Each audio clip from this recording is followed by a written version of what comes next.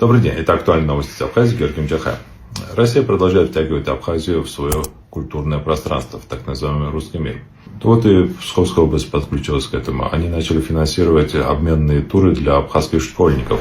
Их будут патриотически воспитывать в любви к России. А также будут проводить курсы повышения квалификации для абхазских музейных сотрудников. Их будут обучать проведению раскопок в Абхазии с целью потом нахождения там грузинских надписей и их уничтожения. Так будет стираться вообще любой след грузинов в истории Абхазии. А школьников будут обучать выдуманной истории, которую Путин в последние годы вдалбливает в головы россиян.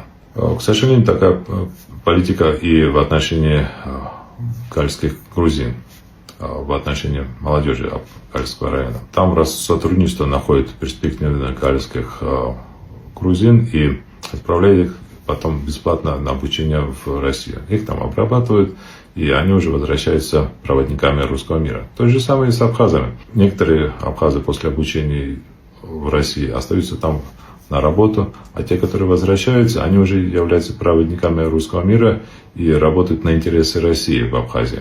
И так, шаг за шагом, Россия русифицирует вообще всю Абхазию. Сейчас очень редко можно встретить молодых людей, которые между собой там общаются на абхазском языке. Все в основном говорят на русском.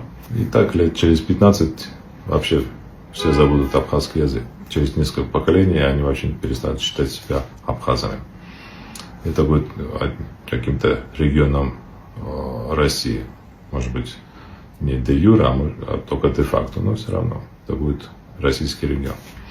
К сожалению, надо признать, что и Министерство образования Грузии мало чего может сейчас сделать в отношении гальского населения Абхазии. Если в нулевые годы и в 90-е годы Министерство образования Грузии отправляло туда книги, историю, географию, зарплаты платили гальским учителям, чтобы они там оставались, работали и учили детей.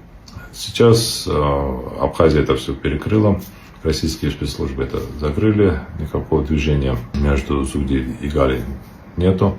И в итоге там полностью распоряжается всем Россотрудничество. И вот результат мы видим, что происходит русификация всего региона.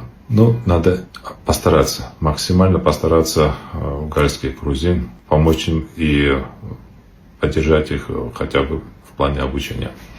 И нужно давать им высшее образование в центральной Грузии, и потом, чтобы они возвращались в Гальский район и продолжали там свою работу и деятельность.